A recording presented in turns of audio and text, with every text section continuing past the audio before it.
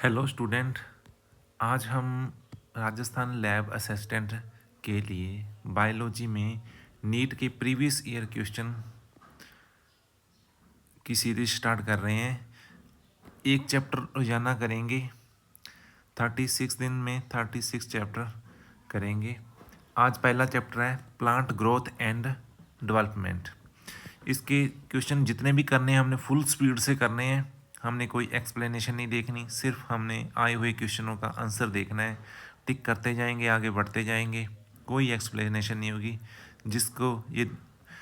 जिसका बिल्कुल कंसेप्ट तैयार है वो अपना बैठे बैठे यदि फ्री हैं तो वो देख सकते हैं, नहीं तो अपना पढ़ाई कंटिन्यू रखें। चलो स्टार्ट करते हैं। पहला क्वेश्चन, सूची फर्स्ट और सूची सेकंड को हमने मिलान करना है। इसमें क्या है, टर्पेनोइड्स। टर्पेनोइड्स किससे मिल जाएंगे, ये डाई टर्पीन्स, ये क्या हो जाएंगे, डाई टर्पीन्स हो जाएंगे। और लैक्टेंस, लैक्टेंस आ जाएंगे कॉनकैनेवलिन से। और एल्केलॉइड, एल्केलॉइड आ जाएंगे कोडिन। और टॉक्सिन क्या है, रिकिन, रिकिन आ जाएगा। टॉक्सिन क्या है, रिकिन है। इसमें कौन सा आएगा ऑप्शन, ऑप्शन इसमें देखने की ज़रूरत नहीं है, फिर भी बी ऑप्शन ठीक है। टर्पिन्स, डाइटर्पिन्स, लैक्टिन, कॉनकैनेवलिन ए, एल्केलॉइड कोडिन है, टॉक्सिन क्या है, रिकिन आ गया। पोषण की दृष्टि से जंगली प्रकार के जीव वह होता है जिसे अतिरिक्त वर्ती संपर्क प्राप्त करने की आवश्यकता नहीं होती। ऐसे पौधों को क्या कहा जाता है, प्रोटोट्रॉफ। ये एनसीईआरटी में नहीं है। एनसीईआरटी में जो क्वेश्चन नहीं है उनको हम स्किप भी कर सकते हैं। यदि वृद्धि करते हुए पादप का शीर्षोच्छेदन कर दिया जाए तो क्या होगा, साइड वाली जो शीर्षक एक्सिलरी बर्ड्स होगी वो क्या एक्टिवेटेड हो जाएगी, ठीक है, एक्टिवेटेड हो जाएगी। शीर्षक कलिका को काटने का परिणाम होता है, क्या होता है, पार्श्व शाखाओं का निर्माण होता है, फॉर्मेशन ऑफ लेटरल ब्रांचिंग। कैला, क्लाइनोस्टेट से किसका अध्ययन किया जाता है, क्लाइनोस्टेट से अध्ययन किया जाता है ग्रोथ, वृद्धि का, ग्रोथ मूवमेंट्स, जो वृद्धि गति है ना, जो वृद्धि गति है, जो मूवमेंट्स है उसका अध्ययन किया जाता है क्लाइनोस्टेट। प्रकाश अनुवर्ती, गुरुत्वानुवर्ती, यानी कि फोटोट्रॉपिक एंड जियोट्रॉपिक मूवमेंट्स किससे संबंधित हैं, ये ऑक्सीजन से संबंधित हैं, ऑक्सीजन से संबंधित हैं। अब प्लांट हार्मोन से आ जाएंगे, गन्ने का नाम आते ही, प्लांट हार्मोन में गन्ने का नाम आते ही जिसमें क्या है, तने की लंबाई बढ़ेगी, या फिर जो जो जेनेटिकली जो लंबाई बढ़ाते हैं पादप की वो हार्मोन्स हैं, वो हैं जिब्रेलिन्स। सबसे पहले खोजा गया था GA3। गन्ने का नाम आते ही आपने क्या लगाना है, जिब्रेलिन्स लगाना है। खरपतवार मुक्त बगीचा, खरपतवार मुक्त बगीचा तैयार करना, ये लेकिन माली ऑक्सीजन का उपयोग करते हैं निर्मित करने के लिए, माली किसका ऑक्सीजन का उपयोग करते हैं, लेकिन इससे घास की कोई क्षति नहीं होती, घास की क्षति नहीं होती, एक बीजपत्री की क्षति नहीं होती।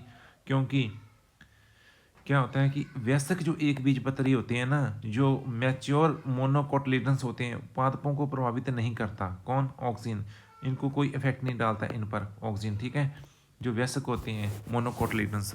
अब आता है 9वां क्वेश्चन, इसमें क्या, ऑक्सीजन, ऑक्सीजन के लिए एक ये भी ट्रिक याद रखना, A for oxygen, A for oxygen, A for अनानास, ठीक है, A for oxygen, A for अनानास। अनानास का नाम आते ही आपने क्या कर देना है, ऑक्सीजन को चुन लेना है। अनानास का नाम आती है आपने ऑक्सीजन को चुन लेना है, पहले का 4 ऑप्शन आ जाएगा, पहले का 4 ऑप्शन इसमें आ गया, ठीक है। अब बता जिब्रेलिन्स, जिब्रेलिन्स का पता ही हमने, अंगूर हो चाहे गन्ना और ठंठल की लंबाई कौन बढ़ाएगा, यही बढ़ाएगा जिब्रेलिन्स। साइटोकाइनिन क्या होता है, ये या तो कोष्ठ के विभाजन को प्रेरित करता है या शिखर प्रभुत्व पर काबू करता है, ये क्या करता है, ओवरकमिंग किस पर, एपिकल डोमिनेंस पर। और एथिलीन क्या होता है, खीरा, एथिलीन को याद रखना, ये खीरे में मादा पुष्पन जो फीमेल फ्लावर है ना उसको प्रमोट करता है, किसमें, खीरे में, कौन, एथिलीन, एथिलीन याद रख लेना, ठीक है। अब देखते हैं गहरे जल वाले चावल में, जो गहरे जल में जो चावल होते हैं ना उनमें कौन सा हार्मोन है जो पार्श्व व्रंत, जो पेटियोल है, जो इंटरनोड है उसके एलोंगेशन को बढ़ाता है, उनको प्रेरित करता है एलोंगेशन को, ये भी क्या है, एथिलीन है। एथिलीन जैसे यौगिक होता है ना एथीफोन, जो एथीफोन यौगिक होता है एथिलीन, वो क्या है, वो क्या करता है, गहरे जल वाले चावल में पार्श्व व्रंत की लंबाई को बढ़ाता है, एलोंगेशन करता है। हाल ही में खीरे, खीरे का नाम आ गया, खीरे का उत्पादन कई गुना बढ़ा है, निम्न से किस पादप हार्मोन को उपयुक्त करने के परिणाम स्वरूप यह उत्पादन बढ़ा, जबकि यह हार्मोन पुष्प पादपों में मादा पुष्पन उत्पन्न करता है, खीरा और मादा पुष्पन, इसका नाम आते ही आपने एथिलीन टिक कर देना है। खीरा, और मैंने आपको पहले बताया था खीरे का नाम आया था, खीरे का नाम आया था तो एथिलीन आया था। खीरे में मादा पुष्पन कौन कौन बढ़ाता है? उसको बढ़ाता है एथिलीन। अब गैसीय पादप वृद्धि नियंत्रक, गैसीय पादप वृद्धि नियंत्रक पादपों में किस लिए प्रयुक्त किए जाते हैं? ये आते हैं जड़ों की वृद्धि, मूल रोमों का निर्माण, रूट हेयर फॉर्मेशन और रूट ग्रोथ, दोनों को प्रमोट करते हैं। रूट ग्रोथ को और रूट हेयर फॉर्मेशन, उनके निर्माण को उन्नत करने के लिए, जिससे अवशोषण सतह जो अब्जॉर्प्शन जो एरिया है उसको, अवशोषण सतह को क्या करते हैं, उसमें वृद्धि कर देते हैं, बढ़ा देते हैं।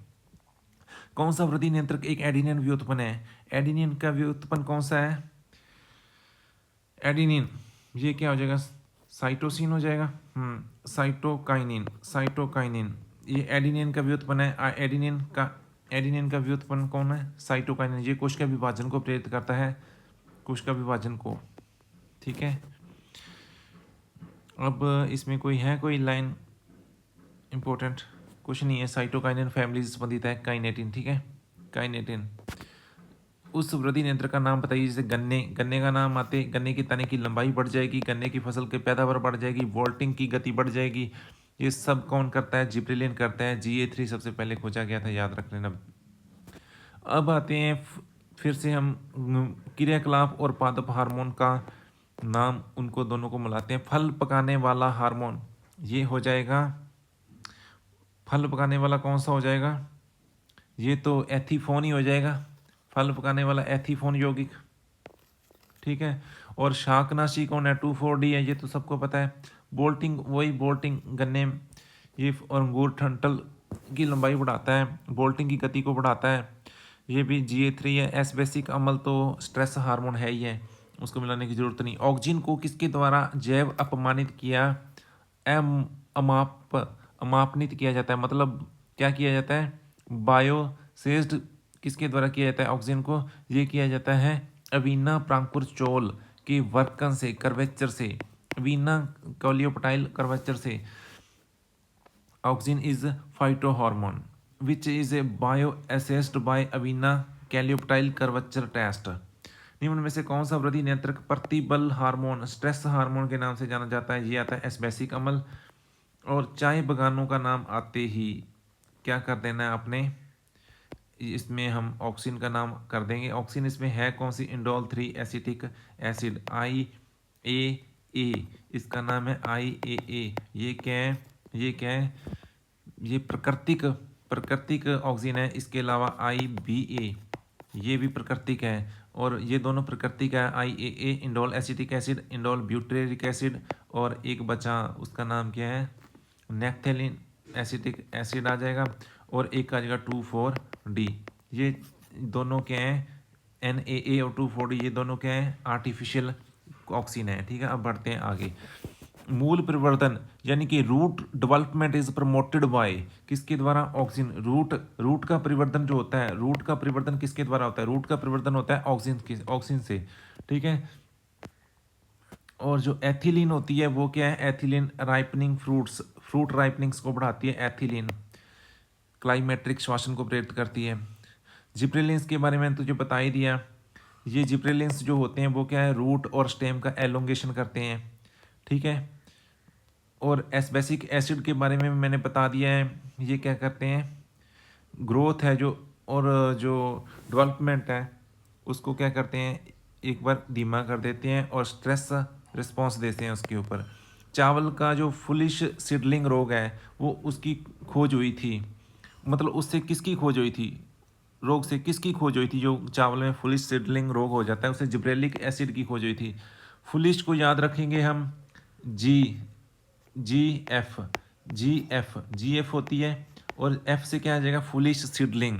जी से क्या आ जाएगा? Gibberellic acid. जिब्रेलिक एसिड की खोज हुई थी जो चावल में जो होता है ना, वैसे GFR भी कर सकते हैं क्योंकि राइस में होता है ये फुलिश सीडलिंग, राइस में होता है। इससे खोज हुई थी फुलिश सीडलिंग से, किसकी? जिब्रेलिक एसिड की, जिब्रेलिक एसिड की। अब बढ़ते हैं आगे। इनमें से कौन सा सुमेलित नहीं है? IA कोशिका भित्ति का लंबा होना, एस्पिक एसिड रंध्र का बंद होना, जिब्रेलिक एसिड पत्तियों का गिरना। नहीं, जिब्रेलिक एसिड पत्तियों का गिरना ये सही नहीं है, ये सही नहीं है।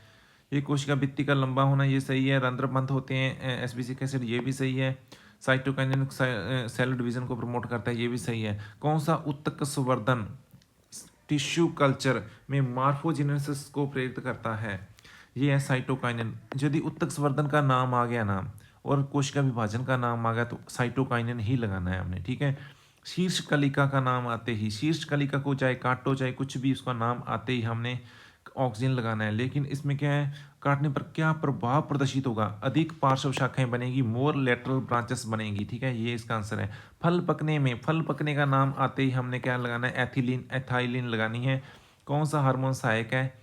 ये आ जाएगा एथाइलिन, ठीक है। एथाइलिन गैसीय हार्मोन है, ये वृद्धि बांधक और वृद्धि प्रेरक दोनों ग्रुप में रखा जा सकता है, लेकिन ज़्यादातर ये वृद्धि बांधक क्रियाओं में शामिल होता है। जीर्णता, जीर्णता होती है मतलब जो हार्मोन रिस्पॉन्सिबल है सेंससनेस, यानी कि जो जीर्णता के लिए उत्तरदायी हार्मोन कौन सा है? वो एस बेसिक अम्ल है, एस बेसिक एसिड है, ठीक है ना। जिसे स्ट्रेस हार्मोन कहते हैं, जो जीर्णता के लिए रिस्पॉन्सिबल हार्मोन है, ये जीर्णता के लिए। ये पौधों के रंध्रों को बंद करता है जब ज़्यादा क्या होता है, जो वाष्पोत्सर्जन होता है। पौधों में तत्व जिंक की कमी से किस पादप हार्मोन के जैव संश्लेषण पर प्रभाव प्रदर्शित होता है? जिंक की कमी होगी तो ऑक्सीजन का संश्लेषण क्या हो जाएगा? घट जाएगा पौधों में। वो भी कौन सा? इंडोल एसिटिक एसिड है जो IAA, उसके लिए ये बात की गई है। प्रकाशानुवर्ती वक्रता, प्रकाशानुवर्ती मैंने कह दिया ना, फोटोट्रॉपिक कर्वेचर है, वो ऑक्सीजन से जुड़ा हुआ है। असमान विभाजन का परिणाम है, किसके असमान विभाजन का परिणाम है? ये वक्रता क्यों आती है? ये वक्रता ऑक्सीजन के कारण नहीं आती है, ऑक्सीजन के कारण आती है। एन शेक जनित, एन शेक फलित टमाटर है जो क्या है? Parthenocarpic tomato. Parthenocarpic tomato fruits हैं, वो क्या प्रोड्यूस करते हैं? वो करते हैं, किए जा सकते हैं वो पौधों को जिब्रेलिक अम्ल और ऑक्सीजनों के निम्न सांद्रण से उपचारित करके, ठीक है। बीज अंकुरण के दौरान इसका संचित भोजन किसके द्वारा गतिशील बनाया जाता है? बीज अंकुरण हो रहा है, उसके अंदर जो बीज के अंदर जो भोजन है वो पूरा आगे जो ग्रोथ हो रही है वहां पर संचित करना है। कौन करेगा? जी जिब्रेलिन करेगा, जिब्रेलिन करेगा, ठीक है ना। आपको कृत्रिम माध्यम में, ये जो क्वेश्चन है ये पुराने NCERT के क्वेश्चन आ गए। आपको कृत्रिम माध्यम में वेदन की क्षमता वाला एक उत्तक दिया गया, प्रोहा और जड़ों, ये प्राण नहीं है, इसमें है, क्योंकि प्रोहा कलिकाएं और जो जड़ें हैं उन दोनों को प्राप्त करने के लिए हम क्या करेंगे? ऑक्सीन और साइटोकाइनिन में उसको दोनों हार्मोन का यूज़ करेंगे, ऑक्सीन और साइटोकाइनिन, ऑक्सीन और साइटोकाइनिन। अमीना वक्र फिर से आ गया, ये किससे जुड़ा हुआ है? इंडोल एसिटिक एसिड से जुड़ा हुआ है, ठीक है ना। ये ऑक्सीन है, ठीक है ना, ये क्या है? प्राकृतिक ऑक्सीन है। चाय पत्ती के उत्पादन में तने के शीर्ष को हटाना, चाय पत्ती के उत्पादन में तने के शीर्ष को हटा दिया, चाय पत्ती का नाम आ गया। हटाना एक बहुत उपयोगी तकनीक है। यह क्यों होता है? क्योंकि ऑक्सीन का प्रभाव हटा दिया जाता है शीर्ष से, और पार्श्व शाखाओं कलिकाओं की वृद्धि हो जाती है और चाय पत्ती का बगान घना हो जाता है, ठीक है। इसे क्या है? Plant growth hormone. ऑक्सीन क्या है? प्लांट ग्रोथ हार्मोन के नाम से भी जाना जाता है, क्योंकि ग्रोथ ही कराता है ज़्यादा ये। गन्ने की फसल की पैदावार बढ़ाने के लिए गन्ने का नाम आ गया तो आपने जिब्रेलिन लगा देना है। फूल और पत्तियों के समय पूर्व झड़ने से, ये फल और पत्तियां फ्रूट और लीफ ड्रॉप एयरली स्टेज में किसके उपयोग से रोका जा सकता है? ये ऑक्सीन है ना, जो ऑक्सीन के उपयोग से हम फल और पत्तियों को समय से पहले झड़ने से रोक सकते हैं, ऑक्सीन के उपयोग से। PGR कौन सा है? ऑक्सीन है न।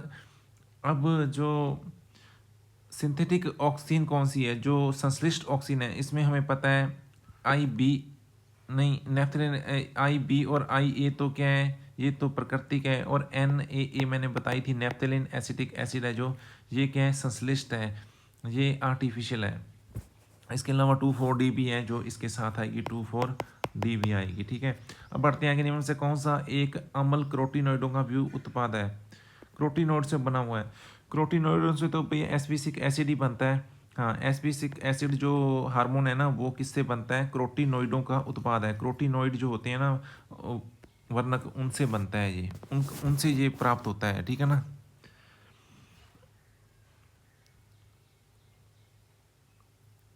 अब आता है पुष्पी पौधों में उसकी वृद्धि होने और कार्य करने के दौरान सक्रिय परिवर्तन कोशिकीय प्रक्रिया के तौर पर काल प्रभावन किसमें होता दिखाई पड़ता है? पुष्पी पौधों में वृद्धि होने कार्य करने के दौरान सक्रिय परिवर्तन कोशिकीय प्रक्रिया के तौर पर काल प्रभावन किसमें होता दिखाई पड़ता है? डी, पर्णविलगन में। आलू के कंदों में प्रसुप्ति भंग, प्रसुप्ति कहीं भी हो, चाहे आलू के कंदों में हो चाहे कहीं भी हो, डोरमेंसी को यदि आपने ब्रेक करना है ना, उसको तोड़ना है ना, उसको भंग करना है प्रसुप्ति को, तो आपको हाँ, अरे प्रसुप्ति भंग कर रहे हैं तो हमने जिब्रेलिन का यूज़ करना है, जिब्रेलिन हार्मोन का। और प्रसुप्ति प्रेरित करनी है तो हम एस्पेरिक एसिड का यूज़ करेंगे। ये दोनों याद रख लेना। हरे पौधों के अंतरापर्व क्षेत्रों में जो इंटरनल नोड है, जो रीजन है, इंटरनल नोड रीजन है जो अंतरापर्व क्षेत्रों में, कोशिकाओं का दीर्घीकरण किसके कारण होता है? जिब्रेलिन। मैंने तुझे बता दिया ना, अंगूर का ठंठल हो चाहे गन्ने का, उनकी पोरियां हो, उनकी लंबाई कौन बढ़ाता है? Gibberellic acid. तो ये कहाँ काम करता है? इंटरनल नोड पर, रीजन जो होते हैं ना अंतरपर्वीय क्षेत्र, वहां पर ये काम करता है जिब्रेलिन एसिड। ये क्या करता है? गन्ने में क्या करता है? बोल्टिंग की गति को प्रेरित करता है, बढ़ा देता है। एफ वेंट था, ये वही जई जो ओट्स है उसमें इसने काम किया था। प्रांकुर चोल, यदि प्रांकुर चोल अलग करके 1 घंटे के लिए अगार में रखा जाए तो एक झुकाव उत्पन्न करेगा। अगार एक झुकाव उत्पन्न करेगा। यदि ताजे कटे हुए प्रांकुर चोल ठूंठ के एक और स्थापित किया जाए तो इस प्रयोग का क्या महत्व है? ये इससे ऑक्सीजन का पृथक्करण और सही पहचान संभव होगी। अनानास का नाम आ गया। प्राकृतिक परिस्थितियों में फूल खिलना मुश्किल होता है, उसे जिस अनानास में उसे क्या करना चाहिए? उसे 2,4-D और NAA के अनुप्रयोग द्वारा पूरे वर्ष फल देने के योग्य बनाया गया है। ये याद रख लेना। ये क्या है? जो आर्टिफिशियल जो ऑक्सीजन है ना, उससे अनानास को क्या किया जा रहा है? पूरे वर्ष हम फूल खिलने वाला बना सकते हैं। ठीक है ना? ये हमारा सही है ना? हाँ सही है। अनानास फिर आ गया। अनानास के पौधे को पुष्प उत्पन्न करने के में लंबा समय लगता है। अनानास के उत्पादन को बढ़ाने के लिए वर्ष भर कृत्रिम रूप से पुष्पन प्रेरित करने के लिए कौन सा हार्मोन डालना चाहिए? इसमें डालना चाहिए ऑक्सिन और एथिलीन। ऑक्सिन और एथिलीन डालना चाहिए, और किसी ऑप्शन में एथिलीन है ही नहीं, इसलिए ऑक्सिन के साथ एथिलीन भी डालना चाहिए। पादपों में किसके अनुप्रयोग के लिए बोनेपन आ जाए? जो जेनेटिकली जो ड्वार्फ है ना, उनको यदि हमने उनकी बोनेपन को यदि नियंत्रित करना है तो हम जिब्रेलिक एसिड का यूज़ करते हैं। ये लंबाई से संबंधित है, इसने लंबाई बढ़ानी होती है, चाहे जेनेटिकली लंबाई बढ़ानी पड़े, ये बढ़ाता है उसमें। ठीक है। जिब्रेलिक अम्ल पुष्पन को निम्न में से किस में प्रेरित करता है? जिब्रेलिक जो एसिड होता है वो पुष्पन को प्रेरित करता है। अल्प दिवस जो पौधे होते हैं, जो शॉर्ट डे प्लांट होते हैं, उनमें नहीं, अल्प दिवस जो परिस्थितियाँ हैं, दीर्घ प्रदीप्तिकाली पौधों में, लंबे लॉन्ग डे प्लांट में ये क्या करता है? पुष्पन प्रेरित करता है जिब्रेलिक एसिड। ऑक्सीजन की गति होती है, बेसिपिटल होती है नीचे की ओर। पादप अंगों के विलगन और उनकी आयु रोकने वाला नियंत्रक है। पादप अंगों के विलगन और उनकी आयु रोकने वाला नियंत्रक है कौन सा है? साइटोकाइनिन। विलगन और उनकी आयु रोकता है साइटोकाइनिन। प्रतिकूल पर्यावरण परिस्थितियों में उत्पन्न होने वाला हार्मोन, तनाव हार्मोन कौन सा है? ये है एस्पेरिक अम्ल।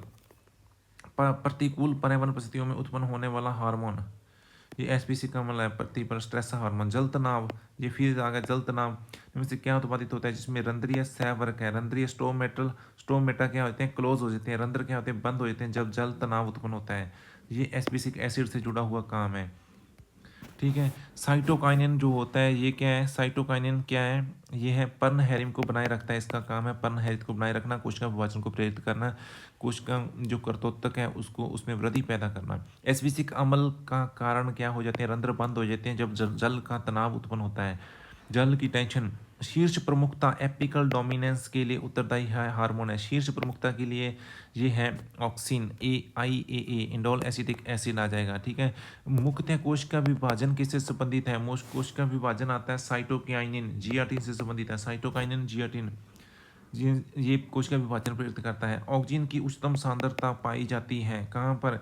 वृद्धि करते हुए किनारों पर ऑक्सीजन की सबसे ज़्यादा सांद्रता पाई जाती है। पादप हार्मोन होते हैं। पादप हार्मोन क्या होते हैं?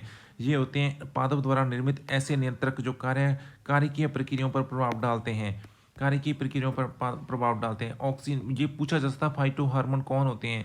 जो पादप द्वारा निर्मित ऐसे नियंत्रक, पादप बनाते हैं ऐसे नियंत्रक जो कार्यकीय प्रक्रियाएं, जो फिजियोलॉजिकल जो प्रोसेस होती है ना, उसके ऊपर क्या करते हैं, प्रभाव डालते हैं पादप की। एस्पेसिक एसिड किसको नियंत्रित करता है? ये करता है पत्तियों का गिरना और डोरमेंसी को, पत्तियों का, लीफ का फॉल और डोरमेंसी को क्या करता है, कंट्रोल करता है एस्पेसिक एसिड। निम्न से कौन सी गति ऑक्सीजन स्तर से संबंधित नहीं है? ऑक्सीजन के स्तर से संबंधित नहीं है, ऑक्सीजन के स्तर से संबंधित नहीं है।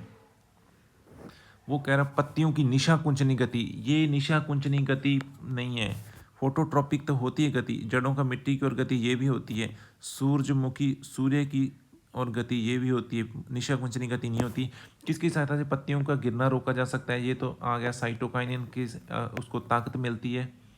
इसमें क्या ये साइटोकाइनिन को प्रेरित करता है? ये पोषक तत्व होते हैं इसमें। साइटोकाइनिन क्या करता है? पत्तियों को गिरने से रोकता है। साइटोकाइनेसिस को बढ़ावा देता है, कोशिका विभाजन को प्रेरित करता है, नई नई ग्रोथ होती है इसमें। कटी हुई पत्तियां लंबे समय तक हरी रहती है, हरी रहती है यदि उन्हें उपचारित किया जाए। किससे? साइटोकाइनेस से। क्यों? क्योंकि उसको पूरा पोषक तत्व मिलते रहते हैं। साइटोकाइनेस में पोषक होते हैं, नारियल का फ्लूइड होता है और कई ऐसे तत्व होते हैं जो कोशिका विभाजन को प्रेरित करते हैं, वृद्धि को प्रेरित करते हैं। इसलिए पत्तियां टूटने के बाद भी हरी रहती है यदि उन्हें उपचारित कर दिया जाए साइटोकाइनिन से। जिब्रेलिन प्रेरित करता है, जिब्रेलिन क्या करता है? बीज का अंकुरण। जिब्रेलिन तुझे बता दिया सीड के जर्मिनेशन को, सीड डोरमेंसी को कौन प्रेरित करता है? ये करता है एस्पेसिक एसिड। और बीज के अंकुरण को, जर्मिनेशन को कौन? अब जी है, G for germination, G for gibberellic acid. G for germination, seed का जो जर्मिनेशन है वो कौन प्रेरित करता है? Gibberellin acid. और जो डोरमेंसी है वो कौन प्रेरित करता है? Abscisic acid. ठीक है, पत्तियों को गिरने से कौन रोकेगा? मैंने अभी बताया जो पत्तियां गिरने से रोकता है वो भी क्या है? साइटोकाइनिन है, साइटोकाइनिन है। पत्तियां जो गिरने से रोकता है साइटोकाइनिन है। जड़ों का लंबा होना, ये ऑक्सीजन आ जाएगा, ठीक है ना। रूट एलोंगेशन यहाँ जुड़ जाएगा, रूट एलोंगेशन, नई जड़ों का पैदा होना भी और लंबा करना भी जड़ों को, ये ऑक्सीजन है। लीफ फाल रोकता है कौन? Cytokinin. Seed dominancy abscisic acid. चलो आगे बढ़ते हैं। केलों का, केलों को किस प्रकार अधिक पकाने से रोका जा सकता है? कमरे के ताप पर या फिर एस्कॉर्बिक अम्लों में भिगोकर। सही है, ये उसकी वृद्धि को क्या करते हैं? रोक देते हैं, उसका जो श्वसन दर है उसको धीमा कर देते हैं।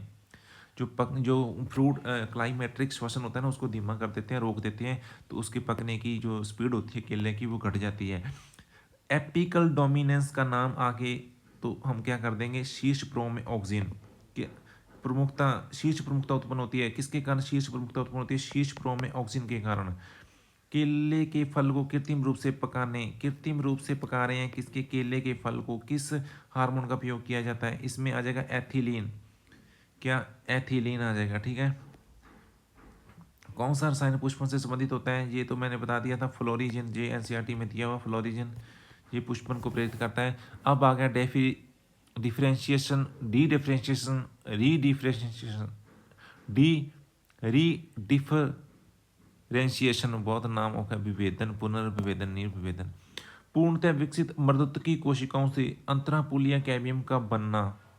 हाँ, पूर्णतः विकसित जो मर्दुत्की कोशिकाएं थी, ये पहले भी थी, ठीक है, कोशिकाएं, उससे अब अंतरापुलिया कैबियम बन रहा है, तो ये क्या? निर्विभेदन है, डी डिफ्रेंशिएशन हो जाएगा।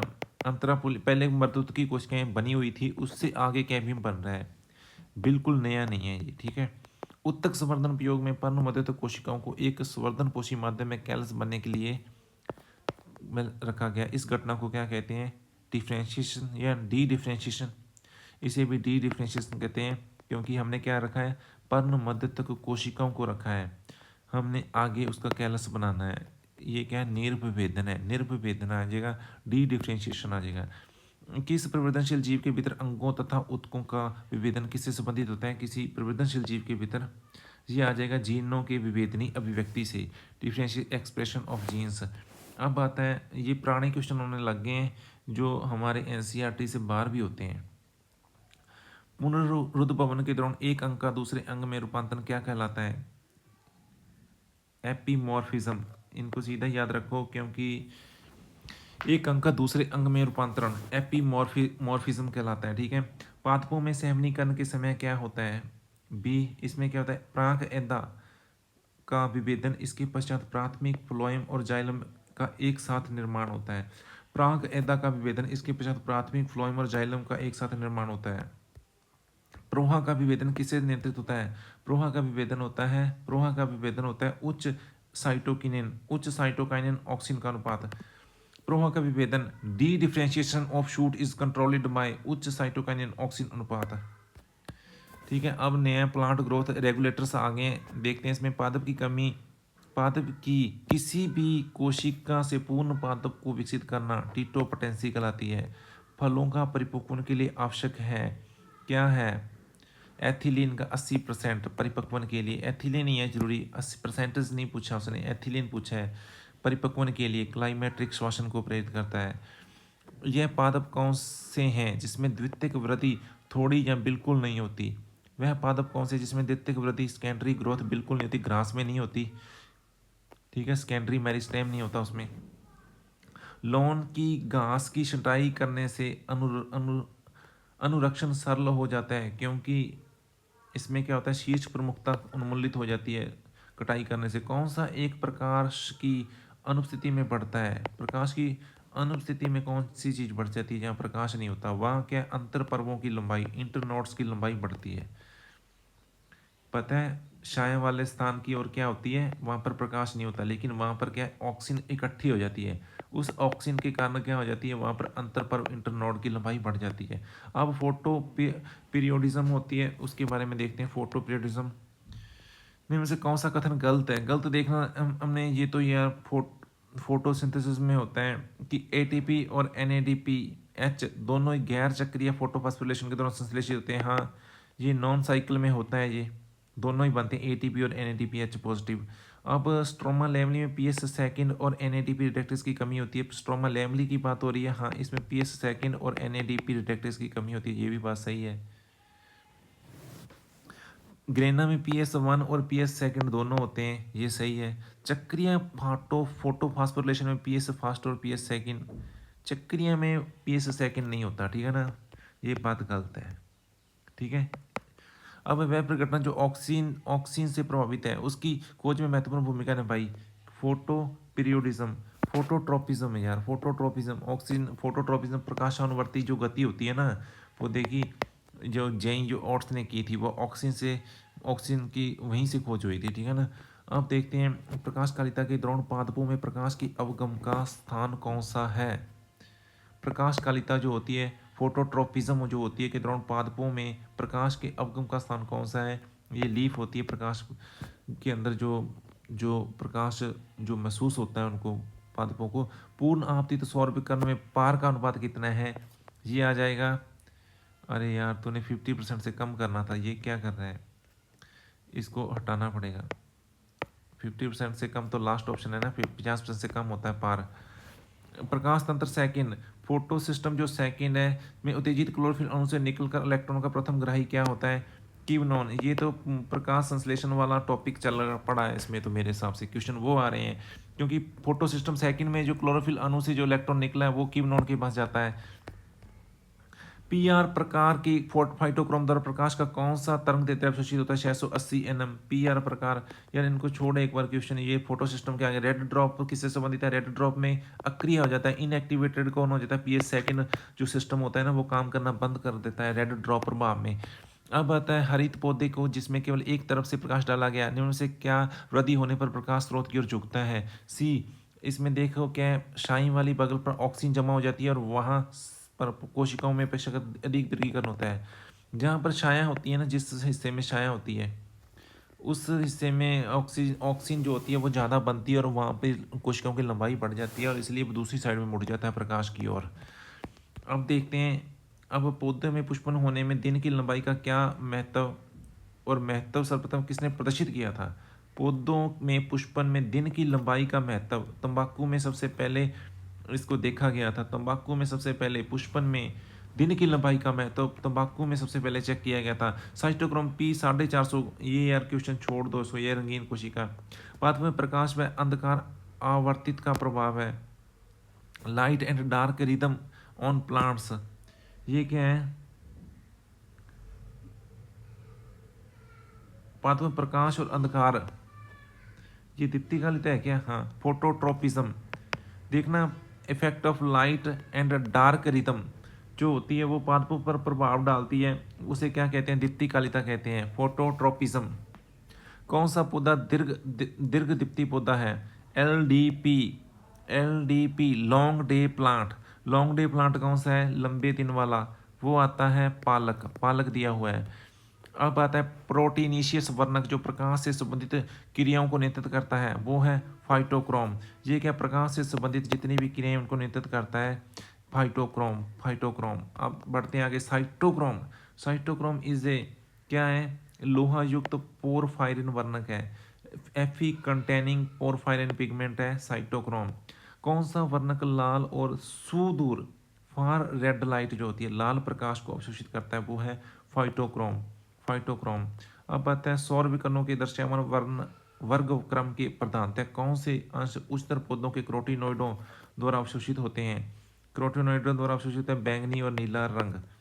ठीक है, इसमें क्वेश्चन जो नहीं देखने वाले उनको छोड़ देना, इनको छोड़ दे यार। 2003 AIPMT का क्वेश्चन है।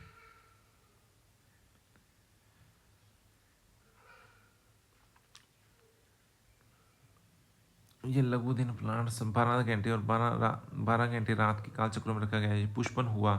परंतु दूसरे भाग जो था ना, जो 12 घंटे वाली रात है, उसको पुष्पन नहीं हुआ, उसको भंग किए जाने पुष्पन नहीं हुआ। आप इस पौधे को उनमें से किस श्रेणी में रखेंगे? Long short day plant, short day plant, क्योंकि वो रात पर डिपेंड हो रहा था। प्रकाश कालवाद जो होता है, फोटो पीरियोडिज्म जो होती है, वो क्षयकारी प्राकृतिक संसाधन है। द फास्ट करेक्टराइज्ड इन, ये सही है, द फास्ट करेक्टराइज्ड इन किस में देखी गई थी? जो प्रकाश कालिकता जो होती है, फोटोट्रोपिज्म, सबसे पहले तंबाकू में देखी गई थी। पोटोमीटर, पोटोमीटर संबंधित है अवशोषित जल की मात्रा वाष्पोत्सर्जित जल की मात्रा के बराबर होती है। अवशोषित जल की मात्रा वाष्पोत्सर्जित जल की मात्रा के बराबर होती है। ये हो गया। पादप वर्णक क्या है? पादप वर्णक होते हैं क्रोमोप्रोटीन। पादपों में पुष्पन को प्रेरित करने के लिए आवश्यक प्रकाश काल को बोध करने का स्थान कौन सा है? पुष्पन को प्रेरित करने के लिए आवश्यक प्रकाश काल को बोध करने का स्थान कौन सा है? ये पत्तियां हैं क्या? नहीं, पार्श्व कलिका है। पादपों में पुष्पन को प्रेरित करने के आवश्यक प्रकाश काल को बोध कराने का स्थान कौन सा है? प्रकाश काल को बोध कराने का स्थान और पुष्पन को भी प्रेरित करना, पार्श्व कलिका। फोटो सिस्टम सेकंड कहाँ पर घटित होता है? ये होता है ग्रेना में, ग्रेना झिल्ली पे। ठीक है, अब NADP और NADPH में अपचयन होता है अचक्रीय फोटोफॉस्फोरिलेशन में, अचक्रीय फोटोफॉस्फोरिलेशन में होता है। NADP का NADPH में अपचयन होता है। सीमाबद्ध परिमित कारक, जो कारक मानसून के दौरान भारत के पूर्वी राज्यों में चावल की फसल कम मात्रा में पैदा होती है, वो सीमाकारी कारक प्रकाश है पूर्वी राज्यों में। यदि उत्तरी भारत के किसी वृक्ष में वर्ष भर से 3 बार पुष्पन होता है तो वह वृक्ष होगा प्रकाश और ताप दोनों के प्रति इनसेंसिटिव, मतलब असंवेदी होगा प्रकाश और ताप के प्रति, क्योंकि उत्तर भारत में 3 बार पुष्पन और 3 बार क्या हो रहा है, मतलब पुष्प गिर रहे हैं, वो वृक्ष असंवेदी होगा ताप और प्रकाश के प्रति। लघु दिन पादपों में जो शॉर्ट डे प्लांट होते हैं उनमें पुष्पन को प्रेरित कौन करता है? शोचनीय स्तर से कम का प्रकाश काल, शोचनीय स्तर से कम काल का प्रकाश और अबंधित बहुत बड़ी लंबी लंबी रात होनी चाहिए, तब लघु दिन पादपों में पुष्पन प्रेरित होता है। अब फाइटोक्रोम संबंधित किससे हैं? ये हैं दीप्ति काल से संबंधित है। दीप्ति काल मतलब फोटोपेरियोडिज्म, फोटोपेरियोडिज्म से संबंधित है फाइटोक्रोम। बसंतीकरण द्वारा पुष्पन किस में प्रेरित होता है? ये आ जाएगा गाजर में। बसंतीकरण कैरेट में होता है, बसंतीकरण द्वारा पुष्पन कैरेट में होता है। शीत क्रिया पर निर्भर पुष्पन है, शीत क्रिया पर flowering depended on cold treatment. ये आ जाएगा वर्नेलाइजेशन, यानी कि शीत क्रिया यानी कि प्रकाश पर जो जो ताप है ना, ताप है, कोल्ड ट्रीटमेंट, वो उसके द्वारा यदि पुष्पन होता है ना तो उसे कहते हैं वर्नेलाइजेशन, यानी कि टेम्परेचर पुष्पन को कंट्रोल करता है किसमें? वर्नेलाइजेशन में। ठीक है, कौन सा हार्मोन बसंतीकरण को, वर्नेलाइजेशन को प्रतिस्थापित कर सकता है? ये आ जाएगा जिब्रेलिन। जिब्रेलिन इसे हम याद रखेंगे वर्ना, वर्नेलाइजेशन वर्ना। जो वर्ना क्या होती है? वर्ना क्या होती है? वर्ना भी गाढ़ी होती है और जेब्रा जेब्रा क्या होता है? जेब्रा भी जो पशु होता है वो उसमें भी गति होती है और वर्ना में भी गति होती है, दोनों चलने वाले हैं। तो याद रख लेना, जो वर्नेलाइजेशन है उसमें बसंतीकरण, वर्नेलाइजेशन को प्रतिस्थापित कौन कर सकता है? जिब्रेलिन। ऐसे ट्रिक बना लेना है। सीड डोरमेंसी में से कौन से है कि बीज प्रसुप्ति नियंत्रित करने वाला निरोधक पदार्थ नहीं है? प्रसुप्ति नियंत्रित करने वाला निरोधक पदार्थ नहीं है, ये जिब्रेलिक अम्ल नहीं है, ये प्रसुप्ति को रोकता नहीं है। बाकी सारे एस्पेसिक एसिड के से समान है ना, जो ये सारे वृद्धि को, जो प्रसुप्ति है उसको प्रेरित करते हैं, लेकिन ये क्या करता है? जो प्रसुप्ति को रोकता है। भाई प्रसुप्ति ऐसे नहीं भी, प्रसुप्ति निरोधक पदार्थ नहीं है, जिसको प्रसुप्ति को रोकता नहीं है। मतलब ऐसे नहीं है कि तुम प्रसुप्ति को प्रेरित करोगे, ये प्रसुप्ति को हटा देता है जिब्रेलिक एसिड। प्रसुप्ति बीजों में निरोधी पदार्थ को निम्न में से किस उपचार से सही निकाला जा सकता है? निरोधी पदार्थ है प्रसुप्ति बीजों में, निरोधी पदार्थ को निम्न में से किस उपचार से नहीं निकाला जा सकता? डी, एस्कॉर्बिक अम्ल से। प्रसुप्ति को ये तो प्रेरित करते हैं, इससे थोड़ी निकाल सकते हैं यार उसको बाहर। बाकी नाइट्रेट जो होती है ये भी उसको वृद्धि करवाता है, जिब्रेलिक अम्ल भी, और द्रुत शीतल स्थितियाँ भी वृद्धि को प्रेरित करते हैं, तो उसमें अपने आप ही प्रसुप्ति हट जाती है। बीज प्रसुप्ति जो सीड डोरमेंसी होती है, किसकी उपस्थिति के कारण होती है? ये होती है एस्पेसिक एसिड, क्योंकि ये चीज़ है ना, जहाँ पर ये हार्मोन है, ये क्या करता है? बीज प्रसुप्ति को प्रेरित करता है। वह कौन सा एक एंजाइम है जो बीजों के अंकुरण को उद्दीपित करता है? बीजों के अंकुरण को, ये मैंने पहले भी बताया, अल्फा इमाइलेज। नहीं, पहले नहीं बताया इसमें मैंने, अल्फा इमाइलेज है इसमें। तंबाकू के पौधे का कौन सा भाग मेलोडिगाइन इनकॉग्निटिका द्वारा, ये कृमि होता है, इसके द्वारा संक्रमित होता है? ये रूट होती है, रूट में जाता है, ये जो कृमि होता है, जो इसमें आरएनए इंटरफेस प्रोसेस होती है, मैं बताऊंगा तुम्हें। ट्यूमर रोग होता है उसमें, RNAi जो प्रोसेस है उसके द्वारा इस पौधे को रोग मुक्त किया जाता है। चावल की जो बात हो रही है, जीवाणुविक पर्णशीलता, इंग्लिश में क्या कहते हैं? Leaf blight of rice. हाँ, leaf bacterial leaf blight of rice. जो बैक्टीरियल लीफ ब्लाइट है, जो जीवाणुविक जो अंग पर्णशीलता है वो चावल में, वो उसको स्पीसीज से किससे होती है? वो मेरे हिसाब से जैंथोमोनास से होती है, जैंथोमोनास। तो याद कैसे रखेंगे? ये देखो तुम, जैंथोमोनास है, ये क्या करता है? चावल में लीफ ब्लाइट रोग को पैदा करता है। गेहूं का काला कीट रोग, ये तो पता ही, ब्लैक रस्ट इन व्हीट, ये होता है पक्सीनिया। पक्सीनिया कैसे याद रखेगा? ब्लैक काला कीट रोग, काला पक्सीनिया, पक्सीनिया, चलो पक्षी, काला पक्षी से याद रख लेना है ना। गेहूं खा गया काला पक्षी, ऐसे याद रख लेना। गेहूं गेहूं खा गया, गेहूं खा गया काला पक्षी, बस इतना याद रख। काला, गेहूं में काला कीट रोग है, जो ब्लैक रस्ट रोग है, वो किससे होता है? पक्षीनिया से होता है, ठीक है ना। ऐसे याद रख लेना कुछ ना कुछ करके। कवकनाशी के रूप में बोर्डेक्स मिश्रण, ये अब नहीं है, ये एनसीईआरटी में। अंगूर की मर्दुल रोमित आसिता, कवकनाशी के रूप में बोर्डेक्स मिश्रण की खोज के साथ किसका संबंध रहा है? बोर्डेक्स मिश्रण से किसका संबंध रहा है कवकनाशी के रूप में? अंग की मर्दु रोमित आसिता, अंगूर की मर्दु रोमिल आसिता। राई का अर्गोट, यानी कि ergot of rye is caused by species of Claviceps. Claviceps ये क्या होता है? क्लेवीसेप्स से होता है ये, ठीक है ना।